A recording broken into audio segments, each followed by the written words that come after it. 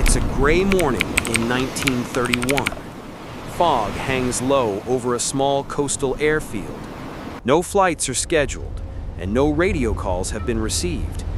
Yet through the mist, a shape appears. A twin-engine airliner glides silently toward the runway.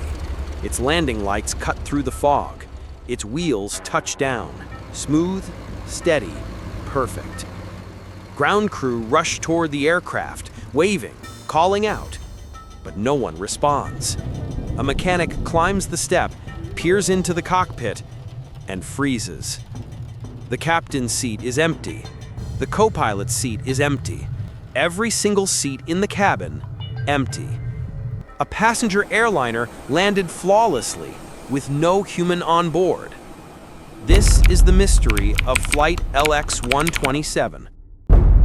32 years later, a dusty archive room lit by a single lamp.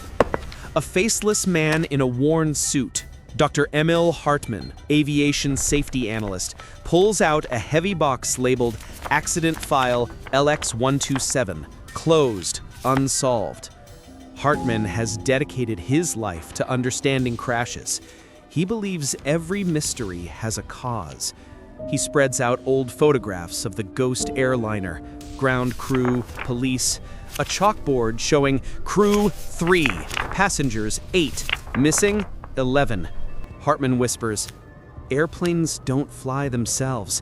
Someone made a choice, or someone failed. So if no one was on board when it landed, where did they go?" Europe, 1931. Montage of early aviation. Fabric wings, wooden propellers, wicker seats. Pilots navigating by rivers, coastlines, and luck. Commercial flying is young. There are no black boxes. Weather forecasts are unreliable. Radio navigation is primitive. Aerolux, a growing airline, announces a new route, Hamburg to Copenhagen to Oslo.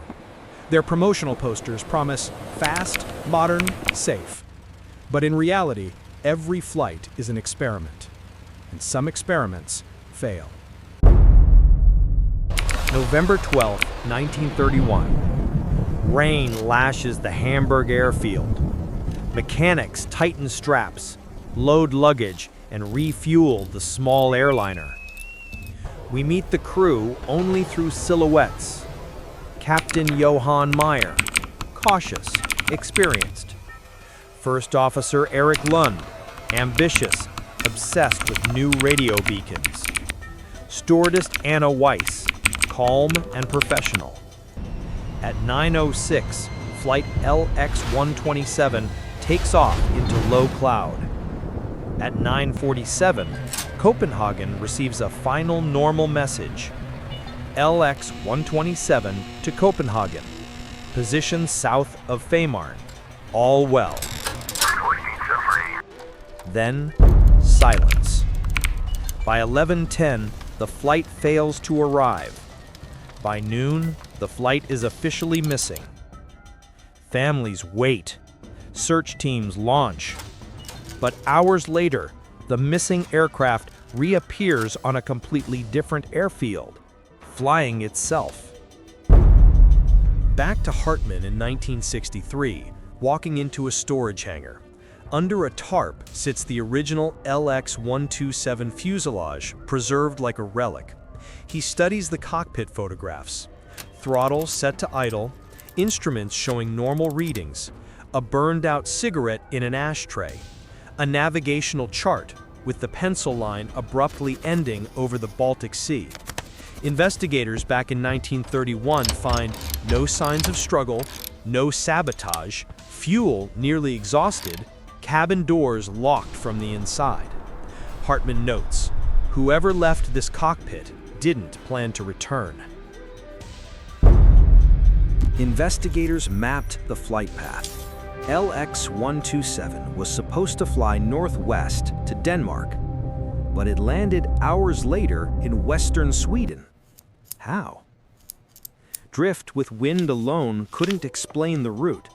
No radio calls were logged. No witnesses saw the plane until it descended through cloud, lined up almost perfectly with the runway. a retired Swedish controller recalls, "It came out of the fog like it knew exactly where to land." Hartman writes, "Either someone flew it, or the timeline we have is wrong."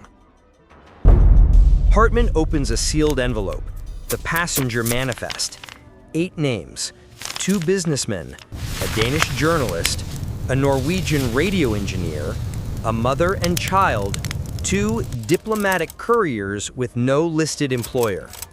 Hartman digs deeper. The journalist investigated illegal weapons shipments. The engineer worked on confidential radio navigation technology.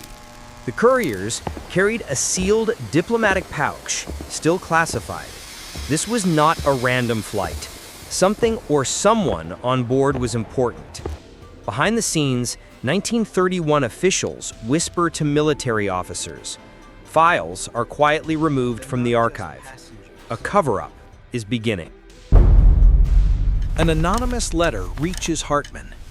Look for the second report. In a forgotten box, he finds a thin, unofficial file.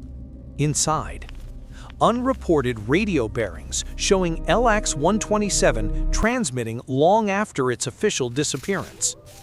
A note, multiple voices, German and English, unintelligible. A location far off course, near Soviet maritime borders. And most chilling, a mechanic's original statement never released. When I entered the cockpit, the captain's seat was still warm. The flight wasn't abandoned mid-air. Someone was on board far longer than the records claim. Hartman maps out a reconstructed sequence. Weather worsens. The crew descends into cloud, losing visual reference. Radio misnavigation. First Officer Lund misidentifies a beacon and drifts off course. Approach to restricted territory. The aircraft unknowingly nears a classified Soviet zone, not ideal when carrying journalists, couriers, and sensitive documents. Interception or forced landing. A water landing, temporary, may have occurred. Passengers and crew could have been taken aboard another vessel. The empty aircraft is sent back, lightened, trimmed, and set with enough power to cruise hands-off, but nobody stays behind to land it. By chance, or by physics, it descends along the coast, aligning with a Swedish runway. Hartman explains, "These early aircraft were incredibly stable. Set the trim and power correctly, and they will fly themselves for minutes, sometimes longer." The landing of LX-127 was not supernatural.